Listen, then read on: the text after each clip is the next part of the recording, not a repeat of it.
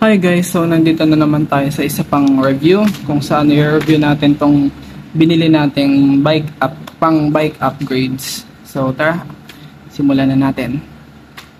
Unahin muna natin itong mga mas maliliit. Ito pang design ko lang naman to.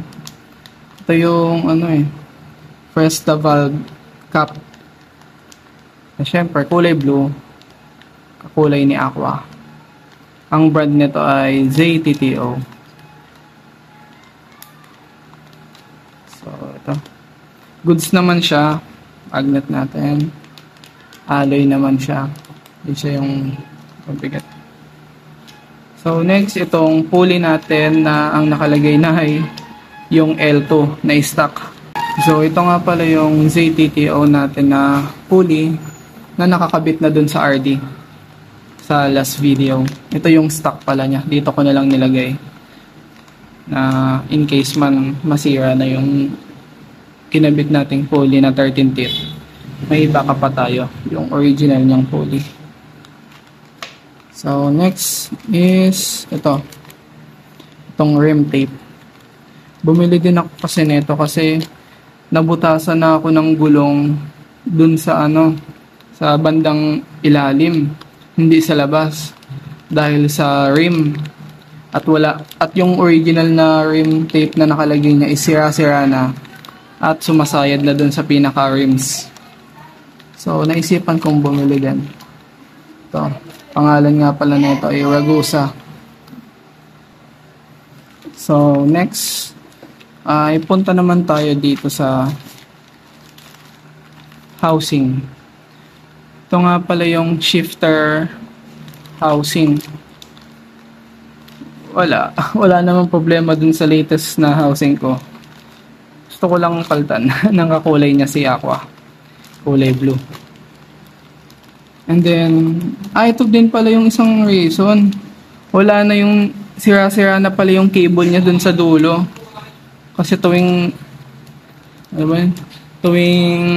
yung stock, tuwing itutono ko, inihila ko to. Ayun, nawala yung end cap niya dito.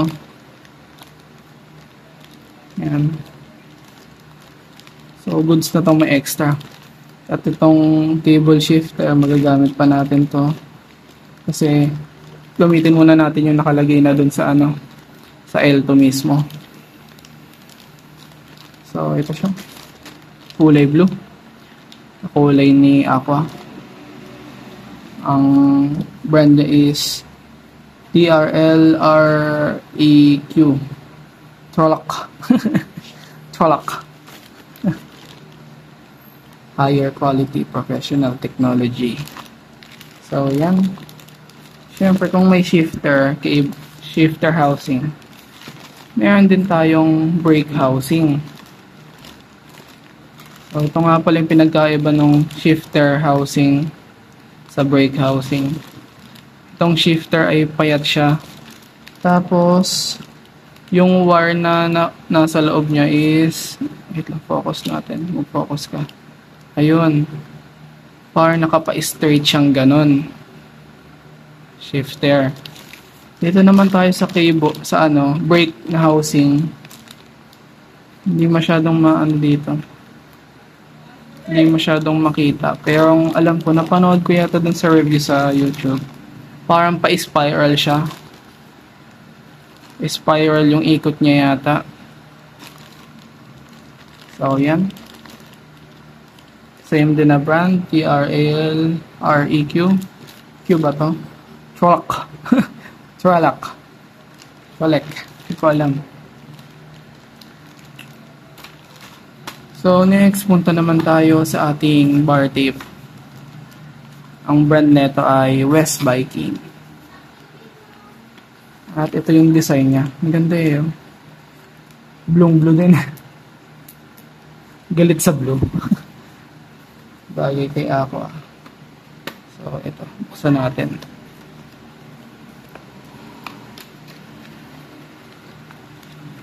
Hindi siya kagaya nung nakalagay ko dyan na stock. Kasi yung naandun, wala siyang tape. Pero dito, may tape siya, yung parang Matik didikit siya. Kasi iba yung parang texture niya doon sa nakalagay ko. So feeling ko mas maganda talaga to. At ang presyo naman nito ay 200 plus something. So lamang talaga yon. At yung nakalagay doon sa stock ko na kulay blue is, ewan ko, halagang 50 lang yata. At West Viking na din kasi itong brand na ito. Ito yung panglalak. West Viking. Ito naman yung sa kabila. Napakajangas. Ayokong tanggalin muna at baka maano eh. Saka na, pag ikakabit ko na. Itong bar tape, ako na lang magkakabit nito at marunong naman ako. Titipid tayo pambayad sa ano eh. Sa mekaniko at walang budget. Napunta na dito sa upgrade. So yung mga madadali, kahit ako nang gumawa, kaya naman. So yun. Kompleto naman. Goods na goods naman. And last sa video natin is itong VG Sports na chain. 10 speed siya syempre. Nanibago ako. Ngayon lang ako nakakita ng 10 speed na chain. By the way, binuksan ko na pala to kasi nung ikakabit ko yung pulley sa RD ko, may napanood ako na hindi daw kumakasya yung chain. So, tinestingin ko siya kung kakasya doon at hindi nga kumasya. Kaya, yung RD ko, parang ibinuka ko konti yung sa may lagayan ng pulley niya nang kumasya siya. Hindi naman sa bukang-buka. At may reason naman yun kung bakit ganun. Parang hindi matanggal sa kadena. So, nasasalo pa din niya yung kadena noon, nung RD. Kadena na ito, dun sa RD. In the same time, kasya na siya. So, kumasya yung 13 teeth na pulley. So, ang review ko dito sa VG Sports Chain na 10 speed is maganda. May kasama na din siyang missing link. Kompleto naman. Siguro pag nilagay ko na lang, mag-a-apply ako ng panibagong lalagyan ko pa siya ng chain lube ng mas protected pa. Yan. Ang nipis niya compared dun sa chain ko na nakalagay ngayon. 7 speed pa kasi yung stock nun eh. And syempre kulay silver tayo. Nang makuha niya yung kulay ni Aqua na blue, black, white, silver, something ganun. White, silver. So yun, ganda. Magaan naman. 116 link. Kasi ang first option ko kung napanood yun dun sa unang video ko is yung KMC na chain. Kaso nga, binasa ko yung review, goods naman daw. Kaso halagang 400. So, too good to be true. Peke yun, for sure. Kasi nung nakita ko yung sa likod nung KMC chain na yun, Chinese yung nakalagay. Ang original daw nun ay... Ano ba? Original nun ay nasa 1.2, 1.5. So, kung bibiling ko pa yung peke na KMC, mas mabuti na lang magganto na lang ako. VG Sports, maganda din naman siya. And then naka-follow na din siya. At least sure pa tayong hindi siya peke.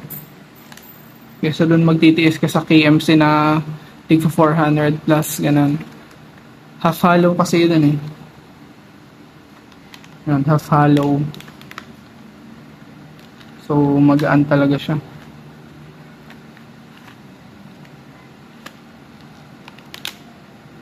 Yan. So, ito lang. Yun lang ang review natin sa ngayon. Itong VG Sports na chain. Itong West Viking na bar tape. Itong Trolec.